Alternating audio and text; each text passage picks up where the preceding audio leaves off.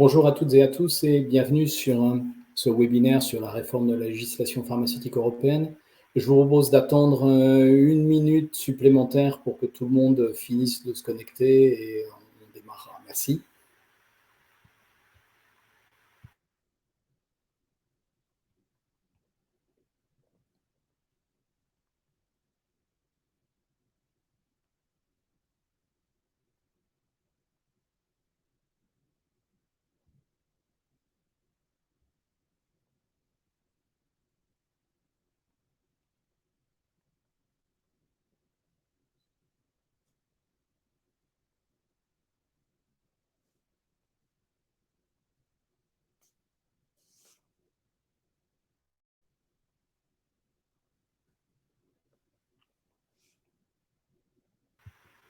Donc, bonjour à nouveau, je suis Frédéric Girard, vice-président de France Biotech. J'ai le plaisir d'animer le groupe de travail Accès au marché. Bienvenue pour ce webinaire.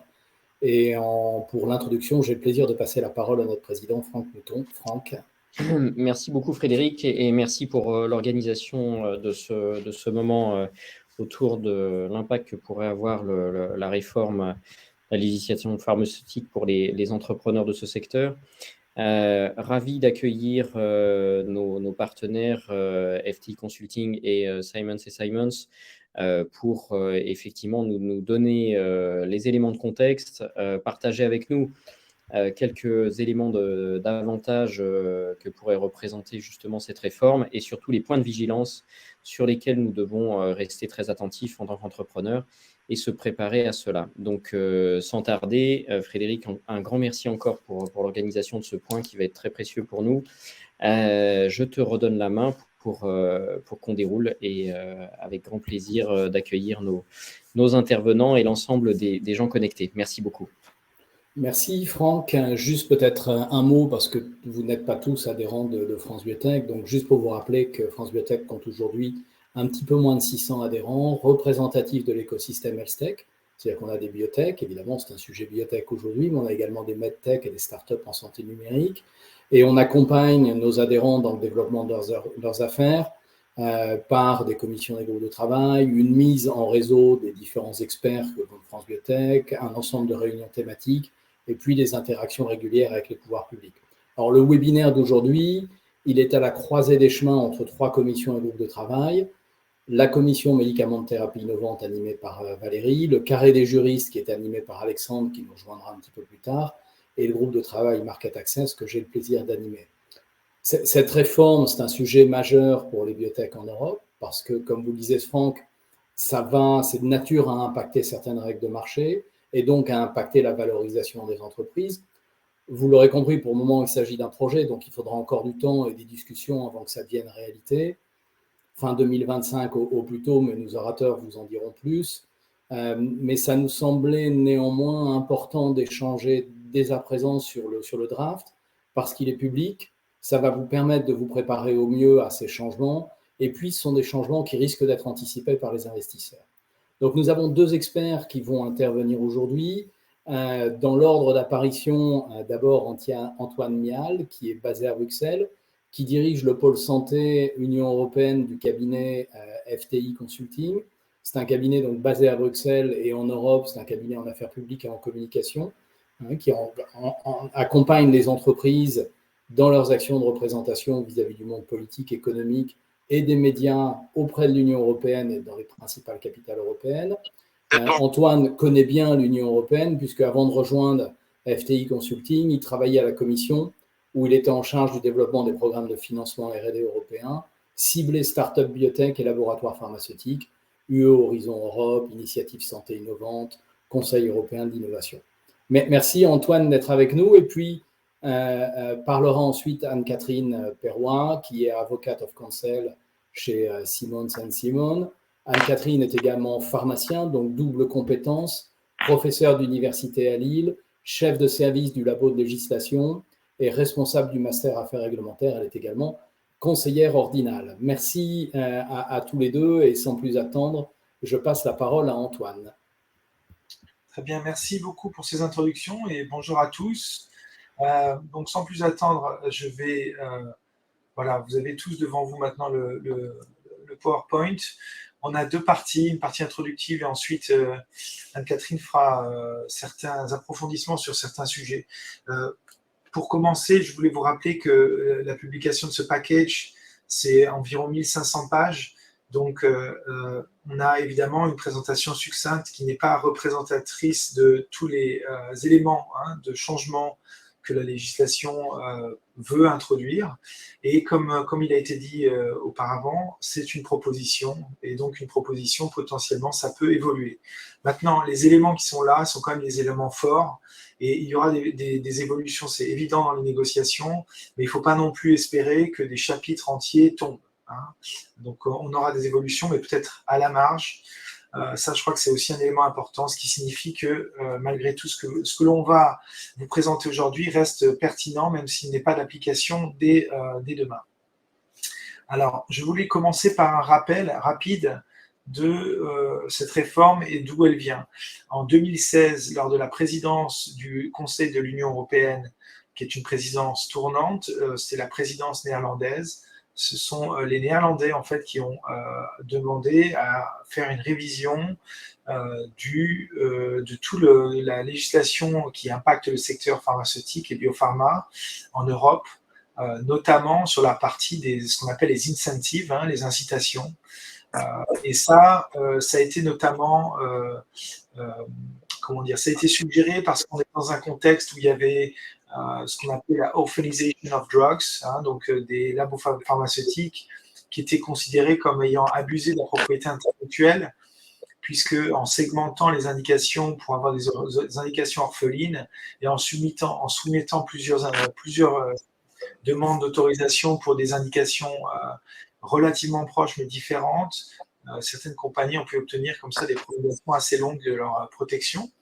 Et donc, c'est un peu ça qui a fait émerger le débat en Europe. Et aussi, avec cela, c'est combiné l'idée qu'on paye 2 fois les médicaments, on paye pour la recherche et le développement des médicaments, et ensuite on paye lorsqu'ils arrivent sur le marché, et parfois à des prix qui sont considérés prohibitifs. Il y a eu différentes étapes à partir de ce moment-là, mais c'est un moment clé, 2016. La Commission a ensuite planché sur la réforme. Elle a invité un nombre considérable de parties prenantes à discuter, même si on sait très bien que ça se passe aussi énormément dans les capitales, et notamment à l'Est, dans les pays européens de l'Est, qui ont aussi appuyé cette demande de révision parce que la plupart ont des délais très importants quand il s'agit de l'accès aux nouvelles thérapies. Ça se compte en plusieurs années. Et donc c'est aussi cet angle-là qui a fait que cette réforme a vu le jour. 2023, c'est donc actuellement. La publication vient d'avoir lieu il y a environ 1 mois et demi. Les thèmes sont, comme je le disais, l'accès aux nouveaux médicaments, les prix et la transparence par rapport au prix. Les questions de soutenabilité et questions environnementales, ça, elles sont au cœur de la réforme, des réformes actuelles de l'Union européenne sur tous les secteurs, quel que soit le secteur. Il y a des éléments environnementaux très forts qui sont soit insérés dans des législations existantes, soit qui donnent lieu à de nouvelles législations. La question des shortages, donc c'est des problèmes d'approvisionnement sur certains médicaments, sur certains traitements. En Europe, en moyenne, on parle d'une centaine à plusieurs centaines de médicaments qui sont en rupture de stock. Donc, ce n'est pas quelques médicaments, ce n'est pas quelques dizaines de médicaments, mais c'est des centaines et c'est tous les pays confondus. Donc, ça, c'est une demande qui est très large. Et donc, c'est mieux comprendre un peu comment les médicaments sont produits et comment on s'assure d'avoir des chaînes de production et surtout des approvisionnements suffisants pour ne pas faire face à des ruptures. Et enfin, un dernier chapitre que la Commission européenne dit vouloir auquel elle dit vouloir contribuer, c'est la question de la compétitivité mondiale. En vérité, beaucoup d'acteurs industriels se sont alarmés des réformes proposées. Bon, ça fait partie du jeu politique. L'Union européenne doit démontrer évidemment que grâce à cette réforme, elle va sans doute créer à la fois des jobs, skills et promouvoir l'innovation en Europe. Donc ça, ce dernier chapitre, évidemment, il est assez discutable selon les perspectives que l'on prend. Cette slide vous montre les principaux thèmes, pas tous les thèmes, les principaux thèmes sur lesquels la réforme va venir transformer la législation actuelle. On en a souligné 6, et c'est ceux qu'on va plus en avant détailler dans la présentation. Voilà, les incentives, donc les incitations. Ça, évidemment, c'est le sujet clé avec l'introduction de la modularité. La question de la recherche sur les antibiotiques, les nouveaux antibiotiques pour la résistance antimicrobienne. La question des shortages, comme j'expliquais, et de security of supply, donc c'est l'approvisionnement. Tout ce qui concerne le reporting sur les financements publics, notamment, et le financement public de la R&D. La question des risques environnementaux dans la production et aussi production, distribution des médicaments, et les questions réglementaires. Alors, on a catégorisé, vous voyez, ces thèmes en fonction de l'influence sur l'industrie, plus positive ou négative, et l'importance des changements suggérés. Alors, évidemment, c'est une cartographie assez théorique. Ça dépend évidemment de quel acteur on est et où est-ce qu'on en est dans son niveau de développement, le nombre de produits qu'on a sur le marché, etc., le type de produit. Mais voilà, ça vous donne un peu un ordre d'idée des axes sur lesquels la Commission a travaillé, avec des éléments qui sont considérés par l'Union européenne comme des éléments positifs, notamment sur la partie réglementaire. Et je pense que là-dessus, effectivement, il y a des éléments intéressants. Mais quand même, comme on voit beaucoup de choses côté gauche, plutôt négatifs en termes d'impact, ou en tout cas qui vont nécessiter une transformation de la manière dont on produit, distribue, développe des traitements innovants en Europe. Le processus, donc comme indiqué précédemment par Frédéric, on est au tout début de la timeline. Donc, vous voyez, avril 2023, publication du package. Là, ce que vous voyez, c'est on estime qu'à partir de cet été, fin de l'été, on va pouvoir commencer à travailler au niveau Parlement et Conseil européen sur le dossier. Les parlementaires ont déjà été nommés, ceux qui vont être rapporteurs sur le dossier, et ils sont entourés de co-rapporteurs. On va venir rapidement à ça, je l'expliquerai dans le slide prochain. Évidemment, le caillou dans la chaussure, si je puis dire, c'est les élections européennes. Il y a les élections européennes qui sont donc prévues pour Q2 2024, autour du mois de mai. Ça signifie que dès décembre, janvier, les députés européens vont quand même réduire leur activité et commencer à travailler sur leur campagne pour ceux qui souhaitent être réélus. Ça veut dire que la présence à Bruxelles va être plus faible et l'intérêt sur ce dossier va diminuer. Il faut aussi savoir qu'il y a énormément de dossiers législatifs dans le pipeline en ce moment au niveau européen. Et donc, celui-ci vient s'ajouter à de nombreux dossiers qui sont aussi en suspens. Donc, il faudra évidemment prendre ça en compte. Élections européennes, donc ils vont mettre une pause à l'avancée des débats, et ensuite on peut compter sur une reprise au début de l'année, en Q4 2024, je dirais, et en 2025. Ça signifie que l'adoption du package, alors vous avez sans doute entendu plusieurs dates déjà, il ne faut pas compter sur une adoption avant 2025, fin 2025. Et même une adoption en 2025, ça ne signifie pas une mise en œuvre dès 2025. Généralement, il y a un temps de latence qui est offert, 18 mois, 12 mois, 24 mois, pour aider à transitionner de l'ancien système vers le nouveau. Donc, la mise en œuvre va prendre du temps, mais évidemment, et l'adoption aussi. Mais malgré tout, les impacts sont tellement importants et sont tellement cross-fonction dans les sociétés qu'il ne faut pas non plus minimiser et se dire on a beaucoup de temps. C'est des changements très importants. Même si on n'en a pas toute l'ampleur aujourd'hui, on a quand même déjà de bonnes indications de ce qui va se passer. Alors, je vais passer rapidement, mais je voulais juste vous mentionner qu'à la suite de la publication du package par la Commission européenne, de nombreux États membres ont publié ce qu'on appelle généralement des non-papers, c'est-à-dire que ce sont des points de vue, on va dire, initiaux sur le package. Alors, ces papiers, ce qui est intéressant, c'est qu'ils donnent déjà une première indication de l'orientation ou de la perception du dossier par les gouvernements des différents pays de l'Union européenne. Alors évidemment, ça va être fluctuant, ça va être changeant en fonction des activités de lobbying qui vont être menées, mais aussi tout simplement des élections qui vont avoir lieu dans différents pays et qui peuvent changer la couleur et donc changer aussi la donne par rapport à ce dossier-là. Mais ce qu'il faut bien voir, c'est que on peut diviser l'Europe en deux, en gros. Hein, les pays qui n'ont pas d'industrie pharmaceutique ou biotech, donc c'est les pays de l'Est principalement, ou alors qui sont des pays plutôt de production, mais pas vraiment de R&D et d'innovation. Et de l'autre côté, les pays qui ont une footprint assez importante. Même dans ces pays-là, on a aussi une division. Hein. Tout le monde n'est pas unanime. Et comme on l'a vu, par exemple, les Pays-Bas sont ceux qui ont lancé la réforme. Donc, et pourtant, les Pays-Bas ont l'Agence européenne du médicament maintenant et tout un écosystème en biotech qui est quand même très, très dynamique. Donc, et les avis sont toujours assez tranchés. Et je pense que c'est vrai pour la plupart des pays. Donc, il faut voir un peu entre le discours et la réalité, il y a souvent un gap. Et c'est un peu ce qu'on voit aussi dans ces papiers, même si certains pays plutôt à l'ouest ont tendance à dire que voilà, ils sont plutôt supportifs de la réforme. En vérité, les positions sont plus mitigées. Hein. Donc, ce que je veux dire par là, c'est que c'est une réforme qui ne va pas être simple à négocier. Il n'y a pas de consensus clair, notamment au niveau des grands pays et des pays de l'Ouest. Rapidement, voici quelques-uns des key stakeholders. Donc, c'est vraiment les personnes qui sont dans le lead sur les négociations au Parlement européen. Comme je l'ai dit, ces personnes-là sont toutes sujettes à réélection. Donc, à prendre avec une pincée de sel, car s'ils ne sont pas réélus, évidemment, il va falloir rebattre un peu les cartes des rôles et notamment des rapporteurships.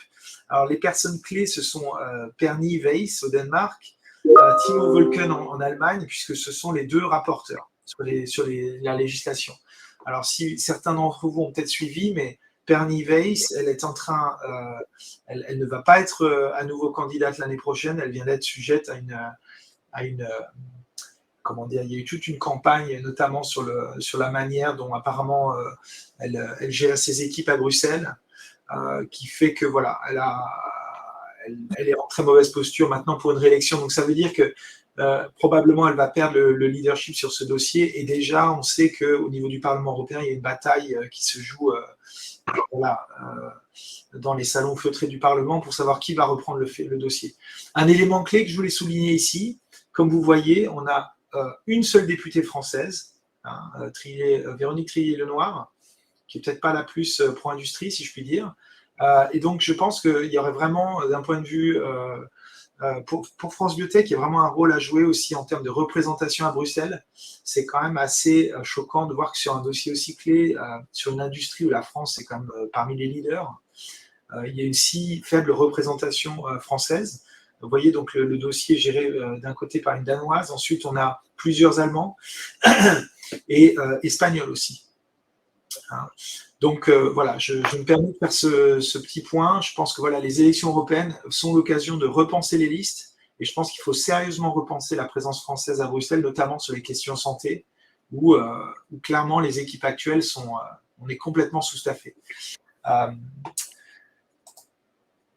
La proposition, elle se divise en deux parties. Il y a une directive et un règlement. Sans rentrer dans le détail, je suppose que certains d'entre vous connaissent bien ces dossiers-là. Le règlement, c'est un type de législation qui s'applique automatiquement dans tous les pays de l'Union européenne de manière homogène. Donc, c'est là souvent un peu le plus puissant, si je puis dire, puisque l'application, elle est automatique et identique. Ce qui n'est pas le cas d'une directive qui est transposée par chaque pays et la transposition peut donner lieu à des écarts selon les interprétations. Donc ça, c'est important parce que certaines règles sont soumises à la directive, certaines autres sont soumises à la régulation. Pourquoi avoir choisi d'avoir deux textes et pas un seul texte et pourquoi pas qu'une régulation, hein, pas qu'un règlement, ça aurait pu être un choix. En fait, la Commission européenne, elle fait un choix tactique. Les textes actuels se découpent entre directives et règlements, parce qu'il y a des textes qui sont très anciens et d'autres plus récents. Et donc, elle n'a pas voulu essayer de tout regrouper dans un seul texte, parce que c'est très difficile de convertir une directive en un règlement. Alors, plusieurs directives dans un règlement, encore plus difficile. Donc, elle a regroupé les directives sous une directive et les règlements sous un règlement. En gros, en simplifiant, c'est un peu ça. Mais ça va poser des vraies questions en termes de mise en œuvre parce qu'on sait que les calendriers ne vont pas être tout à fait les mêmes. Une directive peut mettre des années à être transposée. Et puis, il y a certains sujets qui sont à la fois dans la directive et dans le règlement. Donc, en termes de mise en œuvre, ça va certainement créer des problèmes. Je me permets de me tourner vers Anne-Catherine qui va rentrer un peu plus dans les détails des changements proposés. Merci. Oui. Avant de passer la parole à Anne-Catherine, d'abord Antoine, je vous remercie. Je voudrais juste mentionner aux personnes qui nous écoutent que vous avez en bas à droite un petit onglet questions qui vous permet de poser des questions qui seront répondues après la présentation d'Anne-Catherine. Et j'en profite pour remercier Antoine pour sa présentation et juste rappeler ce que vous avez très justement dit, qui est que 2025, c'est pas si loin en fait. Et quand on repense, alors peut-être que la comparaison n'est pas pertinente, mais quand on repense au déploiement du Medical Device Regulation, dont l'exécution semblait loin, ça a demandé beaucoup de transformations. Et quand je vois qu'il y a, on en reparlera, Catherine va en parler, mais par exemple, que la partie impact environnemental des dossiers prend une importance croissante, ce n'est pas quelque chose qui se met en place en quelques semaines. Hein, et ça demande beaucoup d'anticipation. Anne-Catherine, pardon, je vous ai interrompu. C'est à vous. Non, je vous en prie. Merci beaucoup. Alors, je suis désolée, je suis sur mon téléphone. J'avoue même que j'ai perdu la connexion de temps en temps quand Antoine parlait, donc j'espère que ça va être relativement stable. Voilà, je ne sais pas pourquoi j'ai eu des difficultés. Donc, voilà. Merci. Alors, premier topic qui fait beaucoup parler de lui, c'est bien sûr la data protection, qui est résumée dans cette slide. Alors, data protection, vous savez qu'on la distingue de la protection par brevet. La protection par brevet, c'est la première flèche là, qui est figurée dans le schéma et qui est adressée d'ailleurs plus dans le patent package, parce que là, on parle du pharma package, mais le lendemain a été publié le patent package, qui adresse bien sûr les problématiques de propriété industrielle. Dans la directive, on a uniquement, mais c'est quand même assez substantiel, une modification de ce qu'on appelle la dérogation Bollard, Bollard qui précise un certain nombre d'actes que peuvent faire les génériqueurs avant l'arrêt de l'extinction du brevet. Et c'est vrai qu'il y a une rédaction qui élargit quand même le champ des possibles pour les génériqueurs avant la chute du brevet, mais finalement qui devrait moins impacter la France que les autres pays parce que notre transposition au droit français était déjà assez généreuse pour les génériqueurs et notre jurisprudence française également. Mais venons-en donc au cœur du sujet de cette slide qui est la data protection. Donc, la protection des données administratives de l'AMM, vous le savez, c'est la période pendant laquelle, à compter de l'AMM initiale et toutes les AMM subséquentes, parce qu'on a la notion d'AMM globale, période pendant laquelle aucun génériqueur, hybride, biosimilaire peut se référer aux données du princeps au soutien d'une demande d'AMM. Donc, on connaît depuis 2014, je crois, la fameuse règle du 8+2+1, donc 8 ans de data protection, 2 ans de market protection, c'est-à-dire à la fin de la période de protection des données, il faudra encore que les génériqueurs attendent 2 ans avant de pouvoir mettre sur le marché. Et ce fameux +1 que très peu d'élus ont pu avoir, dont on peut bénéficier si on met sur le marché un produit présentant un bénéfice clinique significatif dans une nouvelle indication. Alors, ce 8+2+1, c'est une des grosses réformes de ce projet qui est mentionné dans la directive, avec une baseline qui est 6. Donc, c'est plus 8 pour tout le monde, c'est 6 pour tout le monde, 6 ans de data protection, et ensuite, le reste, ça sera au mérite. Au mérite, donc 6 mois de plus, donc plus 0,5, si je suis sur une nouvelle substance active avec des essais cliniques comparatifs versus un comparateur pertinent et avec des données probantes. Plus 6 mois également si je vise un unmet medical need, on reviendra sur la définition de unmet medical need. Plus 2 ans, alors là ça a fait beaucoup et ça fera encore beaucoup parler de cette disposition si je lance dans tous les États membres. Donc, si j'assure continuous supply du produit dans tous les États membres où j'ai l'AMM, c'est-à-dire si j'ai une AMM centralisée, ça voudrait dire dans tous les États. Donc là, cette notion de sufficient supply, continuous supply n'est pas définie, méritera d'être précisée. On apprend que les HTA pourront participer à la discussion sur la précision de cette notion. C'est un point clé. Et un point clé aussi procédural, c'est que pour bénéficier de ce plus 2 ans, qui était d'ailleurs un plus 1 an dans la version de mars, il faudra en plus déposer une demande de variation du dossier d'AMM. Donc, c'est vraiment un point compliqué, continuer ce supply, c'est-à-dire que les médicaments devront être, je lis la directive, libérés et distribués en continu dans la chaîne d'approvisionnement en quantité suffisante et dans les présentations nécessaires pour couvrir les besoins des patients en médicaments dans les États où on a l'AMM. Alors, on pourra se dire, quand on est en DCP, en MRP, donc on ne relève pas de la centralisée, on pourra faire un choix stratégique éventuellement, sachant qu'il y a quand même une nouvelle disposition que je voulais pointer, c'est que les États membres pourront demander à être partie à une procédure pour laquelle vous ne les aviez pas forcément sélectionnés. Pour les orphelins, une modification aussi importante et dans la même logique. Là, on ne parle pas de data protection, on parle de market exclusivity. Donc, market exclusivity, période pendant laquelle personne ne peut venir en compétition sur le produit pour lequel vous avez une AMM orpheline. Initialement et toujours aujourd'hui, bien sûr, on est sur une market exclusivity de 10 ans avec un plus 2 ans en cas d'achèvement d'un PIP, un plan d'investigation pédiatrique approuvé. Là, pareil, la baseline baisse, c'est-à-dire qu'on passe de 10 à 9 ans si on est un médicament orphelin classique, on va dire, et on aura droit à un plus 1 an, donc remonter à 10 ans, que si on vise un High Unmet Medical Need. On va revenir sur cette définition. Plus 1 an également si on lance dans tous les pays où on a l'AMM. Plus 1 an également si on a une nouvelle indication orpheline. Et encore plus 1 an pour une nouvelle indication orpheline. On a droit à ce plus 1 an uniquement 2 fois si on rajoute une nouvelle indication orpheline à notre AMM initiale.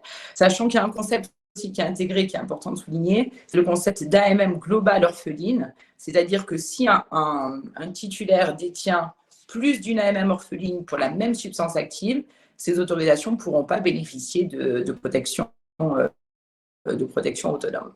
Donc, on aura une AMM et 3 indications orphelines au maximum. Quelque chose qui n'est pas marqué dans ces slides, mais que je voulais quand même citer parce que ça adresse un point important, c'est une data protection autonome de 4 ans pour ce qu'on appelle les repurposed products. Donc, c'est des nouveaux usages thérapeutiques de médicaments existants pour, par exemple, des médicaments qui arrivent génériques d'un vieux produit qui ne bénéficient pas, par définition, eux, en tant que générique de data protection. Mais s'ils adressent un nouvel usage thérapeutique répondant, bien sûr, à certaines caractéristiques, ils auront droit, de manière autonome, à 4 ans de protection des données sur cette nouvelle indication. On peut passer à la slide suivante. Alors, qui vient préciser des notions qu'on a vues là, c'est-à-dire que le médicament, de manière générale, la baseline, c'est 6 ans de protection des données. Si on adresse un Unmet Medical Need, on aura droit à plus 1 an.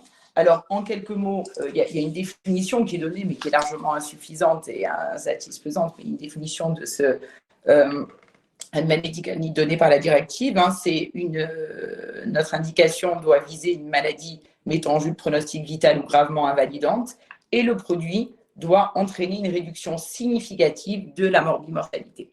Voilà. Si on remplit ces conditions, fondamentalement, je ne les détaille pas, on est sur un Unmet Medical Need. Tous les orphelins sont réputés, présumés remplir, bien sûr, un Unmet Medical Need. Mais vous avez vu que si je suis orphelin en adressant juste un Unmet Medical Need, j'ai droit aujourd'hui qu'à 9 ans d'exclusivité commerciale et j'aurai droit à 1 an de plus uniquement si je vise High Unmet Medical Need. Et là, c'est non seulement une réduction significative de la morbimorta, mais également, et un terme que je suis incapable de vous préciser à ce stade et qu'il conviendra de préciser, si j'apporte un progrès thérapeutique exceptionnel. C'est le terme de la directive, exceptionnel. Donc, que va-t-on entendre par là? Il y aura bien sûr des précisions, on n'en doute pas. De toute façon, ça sera indispensable pour adresser ces notions clés. Juste une dernière chose peut-être sur la slide avant, enfin en transition, il n'y a pas de souci, c'est juste je ne voulais pas manquer quand même de vous parler dans le domaine de la data protection des vouchers pour les antimicrobiens, puisque là aussi on est sur cette thématique. Pour les antimicrobiens prioritaires, alors là aussi on a des critères de qualification de ces antimicrobiens antimicrobien prioritaire. Si je lance un antimicrobien prioritaire, j'aurai droit à un voucher qui octroie une période complémentaire de protection des données de 1 an. Et la particularité de ces vouchers, c'est connu au niveau FDA, mais pour d'autres raisons. Les vouchers au niveau de la FDA, c'est quelque chose qu'on peut nous octroyer si on vise, par exemple, une maladie pédiatrique rare ou des maladies négligées.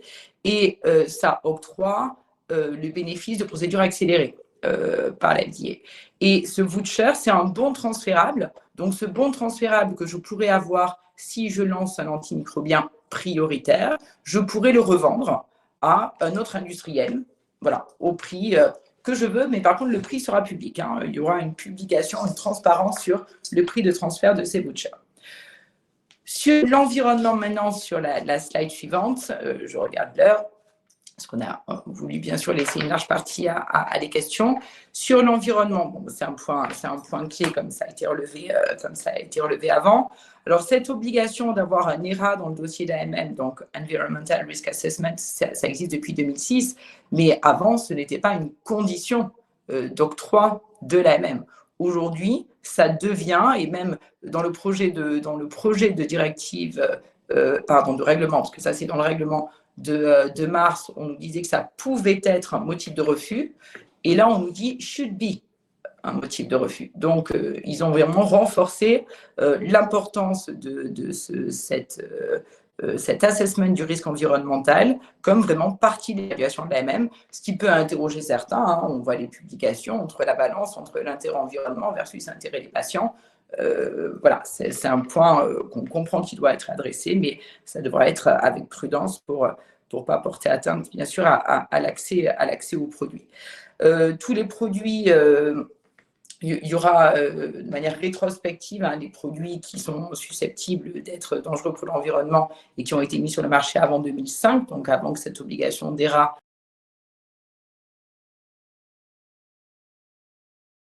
Je crois qu'on va de perdre Anne-Catherine. Alors, je vais me permettre de reprendre. Merci Antoine. Je vais me permettre de reprendre là où on en était. Donc, ERA, effectivement, tout ce qui est risk assessment, ça c'est vraiment un sujet clé. Il va falloir désormais fournir des informations assez complètes sur les risques environnementaux des différents. Voilà. Anne-Catherine, tu es revenue. Je l'ai retrouvée ? C'est bon. Voilà, pardonnez-moi. Alors, juste rapidement, pour vous dire, pour conclure sur cette slide, que l'IME publiera un rapport d'évaluation des risques pour l'environnement des médicaments qui sont sur le marché. Je pense qu'on peut passer à la slide après. Alors, excusez-moi, je ne vois pas sur laquelle on est, sur les regulatory sandbox. Donc ça, c'est ce qu'on résume sous la terminologie de flexibilité réglementaire dans pas mal d'articles, avec effectivement ce nombre de progrès qui ont été faits pour rendre les procédures plus flexibles, plus rapides aussi, une procédure qui passe de 210 jours à 180 jours, une structuration simplifiée de l'IME avec uniquement 2 comités permanents, CHMP et PRAC, et ce fameux regulatory sandbox, alors dont on ne sait pas grand-chose encore à ce stade, mais des dérogations donc ciblées aux dispositions applicables classiques qui vont pouvoir être déterminées et précisées par des actes d'exécution pour certains médicaments qui seront identifiés par l'IME. Et dans le prolongement, deux autres choses qui vont exactement dans le même sens, sont prévus des cadres adaptés qui pourront être prévus en raison de caractéristiques spécifiques de médicaments, et les phages sont cités de manière particulière. Et également, ça c'est l'héritage du Covid, là encore une fois, pour les médicaments qui présentent un progrès thérapeutique exceptionnel, on retrouve ce terme exceptionnel, encore une fois, à définir.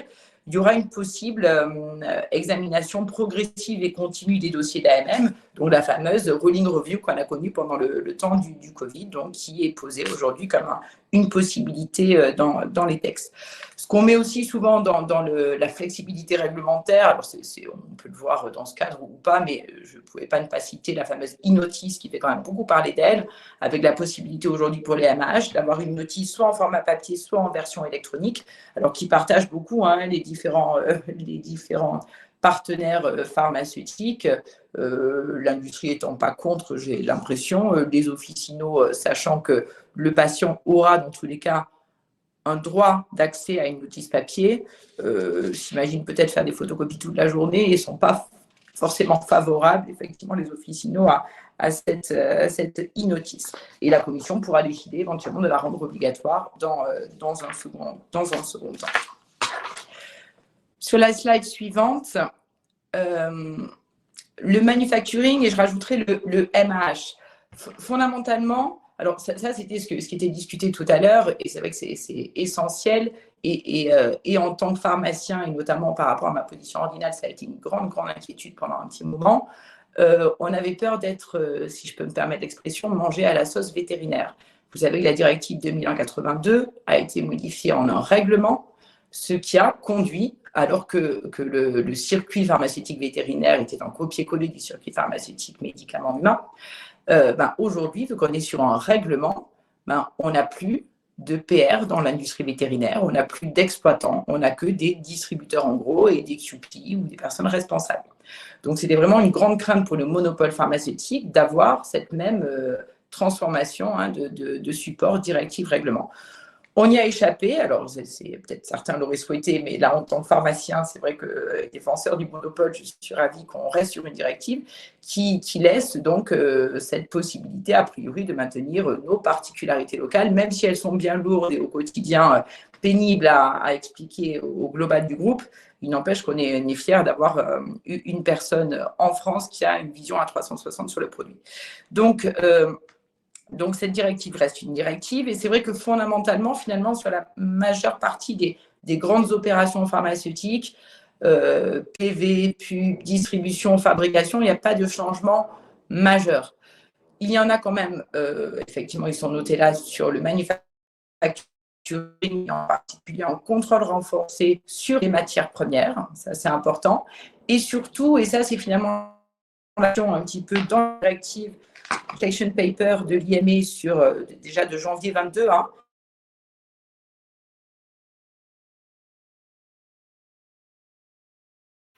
et de traçabilité sur les matières premières. Peut-être la dernière slide avant d'ouvrir les discussions. Alors, bien sûr, le grand sujet des shortages et de la sécurité de la supply. Alors, ça, c'est intéressant de noter que cette thématique, dans la version de mars, était adressée dans la directive.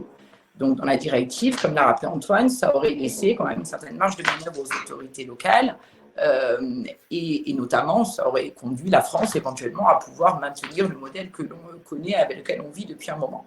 Là, tout ce qui est shortage et sécurité de la supply est adressé maintenant dans le règlement. Donc, on aura normalement quelque chose de pleinement harmonisé, avec d'ailleurs un lead qui est pris sur beaucoup de thématiques de supply par l'IME directement.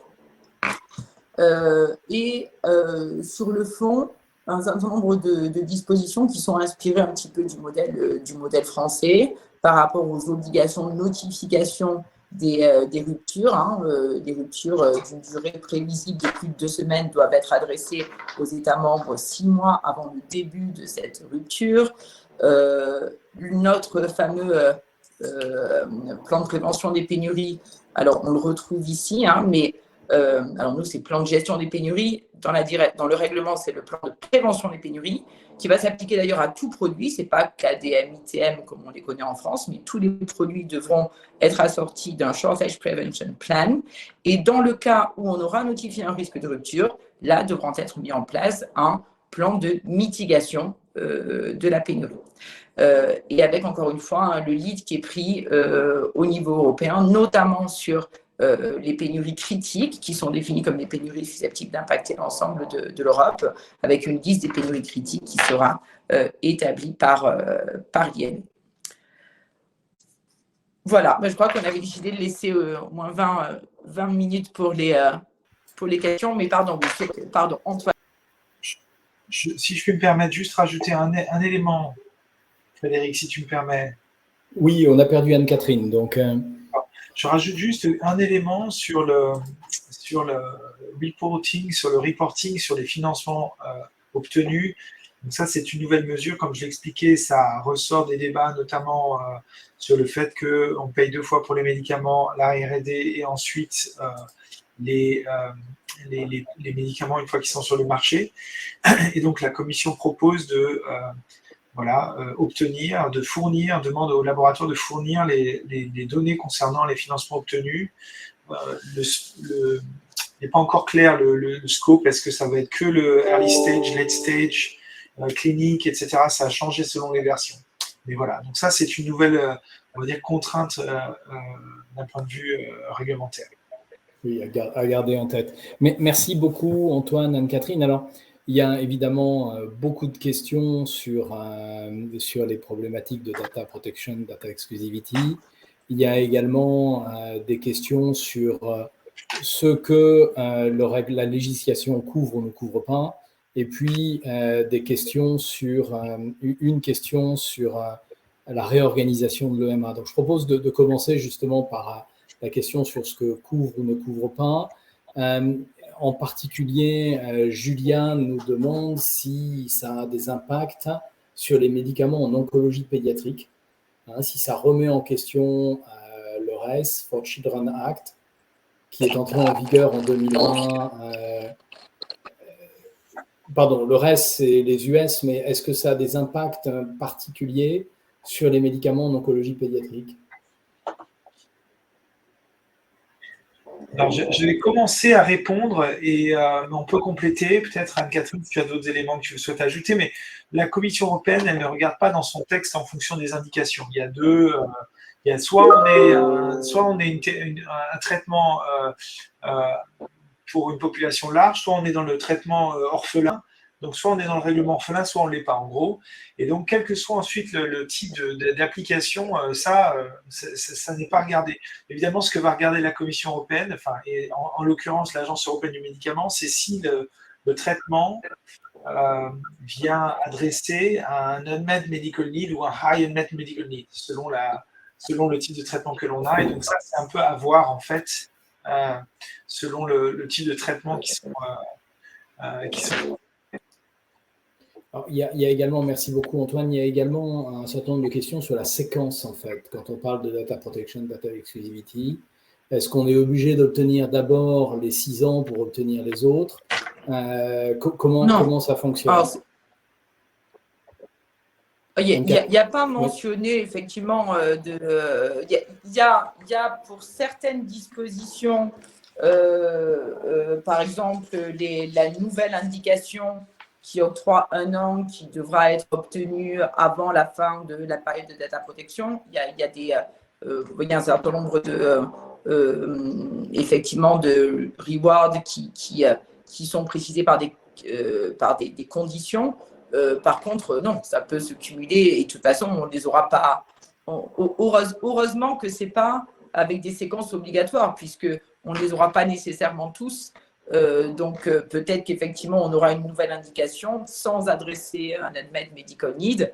Et donc, on aura droit à ce plus 1 an sans pour autant avoir le 0,6. Et la manière dont c'est marqué dans la frise n'est pas. Voilà, c'est pas une chronologie qui doit être respectée. Non. D'accord. Et puis, les extensions peuvent être obtenues pendant la période initiale des 6 ans, en fait. Assez logiquement, puisque on validera la distribution dans tous les États membres en cours pendant la période initiale. Pareil, une nouvelle indication pourra arriver pendant la période initiale. Oui, tout à fait. Et juste quelque chose qu'on n'a pas précisé, la prolongation de la période de protection de 24 mois pour la distribution dans tous les pays, c'est distribution dans les 2 ans suivant la date de délivrance de l'AMM. Juste parce qu'on est sur les délais, c'est quand même un point important à noter. Avec une demande de variation qui pourrait être faite. Évidemment, c'est 3 ans pour les PME. Je me permets de préciser, c'est 3 ans pour les PME. Petite moyenne entreprise, moins de 250 salariés. Et ça, c'est déjà sujet à débat. Et voilà. Il y a aussi une notion de nombre de traitements mis sur le marché. C'est-à-dire que si vous avez mis moins de, je dis pas de 5 AMM. Moins de 5 AMM, vous avez aussi droit à 3 ans pour lancer sur les 27 pays. C'est une manière pour la Commission européenne d'élargir un peu le spectre de la mesure au-delà des petites biotech de moins de 250 salariés, mais aussi d'inclure des mid-size. Oui, parce que c'est l'un ou l'autre, c'est-à-dire qu'on peut avoir plus de 250 salariés, mais une seule AMM et bénéficier de ces 3 ans. Parce qu'avec 250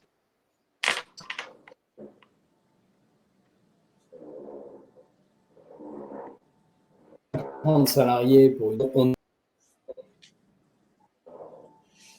On a perdu Frédéric. Ouais. Dans les questions, on avait aussi... Je voulais juste peut-être préciser, juste sur ce point, c'est quand même important, je ne sais pas dans quelle mesure on en bénéficiera ou pas, c'est que quand on fait la demande de variation pour essayer d'obtenir ces 2 ans supplémentaires, elle doit être accompagnée des documents soit confirmant la mise sur le marché et la fourniture effective du produit, soit d'un renoncement à cette condition par tel ou tel État membre. Donc, des États membres pourront m'octroyer des renoncements à bénéficier d'un lancement qui fera que peut-être je n'aurai pas lancé partout, mais voilà, certains États y auront renoncé et ça permettra quand même d'avoir les plus de temps. L'élément clé sera dans la définition. Alors, le projet donne déjà une définition assez claire de ce qu'on appelle la fourniture au marché. Hein, il n'indique pas que l'entreprise devra avoir conclu des négociations de remboursement et de prix dans l'État. C'est la mise à disposition en quantité suffisante dans la durée. Mais bon, il faudra suivre la façon dont cette disposition sera interprétée. C'est évidemment très important. Il y a un autre groupe de questions qui concerne l'alignement des définitions des Unmet Medical Need, High Unmet Medical Need, avec les définitions que peuvent avoir les institutions d'évaluation médico-éco, les HTA classiques, qui peuvent avoir leur propre définition, et une question de Stéphane qui également demande s'il y a un certain alignement avec les critères Fast Track aux États-Unis. Est-ce qu'on peut considérer que tout ça est relativement harmonisé ou qu'il va y avoir des différences importantes dans la définition des Unmet Medical Need entre l'aspect réglementaire, HTA, réglementaire Europe, réglementaire US? Il n'y a pas d'harmonisation. Non. Il n'y a pas d'harmonisation et de toute façon, les définitions High Unmet et Unmet Medical Need, déjà, elles ne seront pas dans la législation. Ça, c'est un premier point. Elles vont être définies par des groupes de travail, probablement avec l'Agence européenne du médicament. Et le deuxième point, c'est que ces définitions, elles vont évoluer évidemment en fonction de la mise sur le marché de traitement. Donc, elles seront dynamiques, elles ne seront pas statiques. Donc, ce n'est pas la législation qui va les définir, mais plutôt l'Agence européenne du médicament. Et après, il n'y a pas vraiment d'alignement avec le Fast Track aux États-Unis. Même si, effectivement, on peut imaginer que dans pas mal de cas, les Fast Track aux États-Unis vont faire sens aussi dans le cadre de ce que l'Union européenne va aussi considérer comme unmet need. Et c'est pas automatique. Et par rapport à l'évaluation par les autorités d'autorisation et par les HTA, c'est vrai qu'on a, là, sans préjudice de ce qui sera mis en œuvre réellement là, les HTA sont présentes un petit peu dans le texte en disant qu'elles vont participer à préciser certaines notions, notamment sur le continuous supply. Mais bon, mais par contre, c'est vrai qu'on a en France des exemples on voit hier comment était défini l'alternative appropriée dans le cadre de l'ATU quand c'était dans les mains de la NSM et comment c'est défini aujourd'hui, maintenant c'est dans les mains de l'HTA. Donc, effectivement, une même notion appréciée par ces deux corps, ces deux entités qui n'ont pas les mêmes objectifs, finalement, les mêmes façons de raisonner, on suspecte que ça pourrait être une présomption que je rentre dans certains critères. Ça me fait penser aussi à la HAS qui écrit qu'un médicament orphelin, OK, ça sera pris en compte, ou l'accès au prime sera pris en compte éventuellement pour considérer que le produit remplit la condition de présomption d'innovation pour les accès précoces, que pour autant, ça ne dispense pas d'évaluer le dossier. Bon, donc, ça sera sûrement un petit truc dans le dossier qui va aider, mais sans préjudice de la position de la HTA sur les critères qui sont distincts. Merci. 2 questions supplémentaires, une sur l'organisation de l'EMA et une sur l'évaluation de l'impact environnemental. On parle dans le texte de réorganisation au niveau de l'EMA. On a une idée de ce à quoi il faut s'attendre. Est-ce que ça va avoir des conséquences significatives sur la façon dont on interagit avec l'agence? Moi, je prendrais comme point de comparaison, et vous l'aviez mentionné tout à l'heure, hein, la régulation, la revue du MDR, Medical Device Regulation, et les Notified Bodies. On a bien vu ce qui s'est passé. Hein, on se retrouve face à un pic de demande avec un sous-staffing des Notified Bodies aujourd'hui pour la mise sur le marché et la mise en conformité des Medical Devices. Je pense qu'il faut s'attendre un peu à la même chose avec l'Agence européenne du médicament, qui n'est pas staffée aujourd'hui par rapport aux nouvelles missions qu'on propose de lui donner. Parce qu'elles sont beaucoup plus nombreuses, ces nouvelles missions. On voit bien que ce soit sur, par exemple, la question du risque environnemental, il va falloir staffer beaucoup plus pour pouvoir effectivement mettre en œuvre l'évaluation des dossiers soumis, en plus de l'évaluation clinique traditionnelle qu'effectue l'Agence européenne du médicament. Donc, encore une fois, ça permet de boucler sur la question de la preparedness et la préparation. Il vaut mieux, voilà, c'est des choses qu'il faut préparer en amont pour ne pas se retrouver en bout de course avec des délais parce que l'agence n'arrive pas à suivre. Il va y avoir un pic, hein, il faut être clair, il va y avoir un pic puisque toutes ces réformes ne s'appliquent pas que aux nouveaux traitements, elles s'appliquent aussi aux traitements qui sont déjà sur le marché. Donc les traitements qui sont déjà sur le marché devront aussi fournir des évaluations sur le risque ou l'impact environnemental. Donc il va y avoir énormément de soumissions. Et donc, effectivement, la question va se poser enfin, en tout cas, l'ordre dans lequel et le moment auquel on soumet va avoir un impact sur les éventuels délais que les entreprises vont être amenées à être confrontées. C'est un point qui m'avait échappé, ça, le caractère rétroactif de l'évaluation de l'impact environnemental. Rétroactif jusqu'à 2005. Il y a une idée du délai de mise aux normes. Alors, rétroactif jusqu'en 2005. Et puisque l'ERA était obligatoire, comme je disais, à partir de 2006. Donc, alors, ce ne sera pas tous les produits, ça sera ceux qui seront identifiés comme présentant un risque potentiel. Mais effectivement, on aura une rétroactivité sur cette analyse. D'accord. Et en combien de temps ils devront mettre à jour leur évaluation du risque? On sait? Alors ça, je ne l'ai pas en tête. Je ne sais pas si c'est dit spécifiquement. Après, il y a quand même beaucoup de choses. Parce qu'au-delà de la réorganisation formelle de l'IME qui est un peu nettoyée avec ces multiples comités qui sont effectivement ramassés, effectivement, comme le disait Antoine, c'est la charge de travail de l'IME avec beaucoup de missions supplémentaires, au-delà des shortages et tout le reste. Et puis aussi, quand même, le travail qu'elle aura à faire en collaboration avec la Commission sur les actes d'exécution. Parce qu'on aura beau avoir, voilà, on a un délai, on parle de 2026, etc. Mais il y a quand même beaucoup de choses qui sont envoyées à des actes d'exécution sur lesquels il va falloir travailler et puis recruter pour avoir des compétences effectivement environnementales. Justement, c'est une question de Céline, si vous voulez. Une entreprise raisonnable devrait commencer à se préparer à cette transformation, notamment sur l'impact environnemental. Mais est-ce qu'il existe aujourd'hui des méthodes, une liste des attendus, ce qu'on appellerait une doctrine au niveau de la HAS, qui permet à l'entreprise d'être sûre qu'elle se prépare conformément aux futures attentes?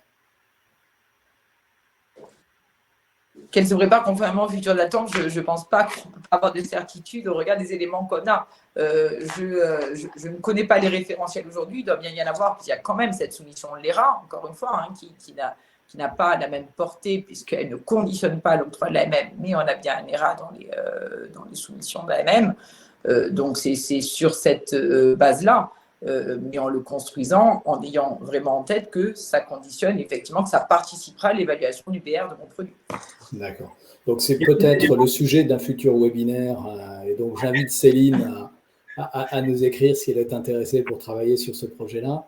Antoine, je vous ai interrompu. Non, par rapport à ça, il y a des éléments sur lesquels, effectivement, on sait que la Commission va se baser, notamment sur le travail de l'ECA, l'agence qui évalue les produits chimiques.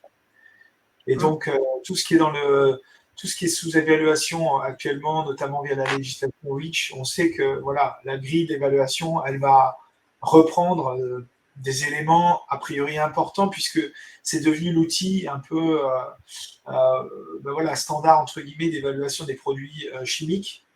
Donc, il n'y a pas de raison qu'on dévie complètement. Il y aura certainement des nuances, mais il y a de fortes chances que ce soit relativement similaire. Merci. Alors, il nous reste 3 minutes. Peut-être une dernière question, celle de Luciola, qui soulève le point des médicaments qui ont de multiples indications orphelines. 5 indications orphelines, avec aujourd'hui pour chacune de ces indications 10 années de market exclusivity. Est-ce qu'aujourd'hui la directive annonce les 6 ans plus les 8 ans, pardon, plus 1 an, plus 1 an? Est-ce qu'on continue à gagner des années de market exclusivity si on ajoute des maladies orphelines, ou est-ce que c'est limité à 3 indications orphelines? Alors, c'est vraiment mon point d'interrogation à la lecture, malheureusement, du texte, mais je ne conçois pas qu'on en soit arrivé là. Mais effectivement, ma première, je n'ai pas lu qu'une fois, mais lecture du texte, c'est une AMM orpheline et l'ajout d'au maximum 2 nouvelles indications orphelines qui permet de rallonger pour l'ensemble du produit la market exclusivity. Et avec cette notion d'AMM globale orpheline, avec la possibilité justement de détourner les choses en ayant 2 AMM de substances actives et puis des data exclusivity distinctes. Donc c'est vrai que quid d'une substance active qui aurait une potentialité de traiter une 4e maladie orpheline, j'espère que les autorités y penseront, mais c'est vrai que la lecture du texte en l'état pourrait conduire à considérer que c'est maximum 3 par substance active. Et pas avec 10, et pas avec 9 ans pour chacune, avec as a whole maximum 13 ans. Merci beaucoup. Il est temps de conclure. Merci Anne-Catherine, merci Antoine pour cette présentation et ce partage. Merci à tous les participants pour leur fidélité. C'est évidemment le début de l'histoire, puisque vous comprenez qu'on s'engage dans un long processus de discussion auquel France Biotech a bien l'intention de participer, soit par l'intermédiaire de COP, qui est donc l'association européenne à laquelle nous sommes adhérents, soit directement auprès de nos représentations au sein de l'Union européenne, Madame Trier-Lenoir, qu'on va évidemment s'empresser de solliciter, mais également la représentation permanente de la France à la Commission européenne. Et sur le sujet, je pense que l'expérience d'Antoine sera particulièrement précieuse. Et nous ne manquerons pas de vous tenir au courant des évolutions majeures du projet, quitte à vous réinviter de façon régulière, tous les 6 mois, ou en tous les cas, à chaque fois qu'il y a un progrès majeur sur ce sujet, à venir à un webinaire similaire. Merci à toutes et à tous. Je vous souhaite une excellente fin de journée et à bientôt chez France Biotech. Merci Frédéric. Merci. Au revoir. Au revoir. Au revoir.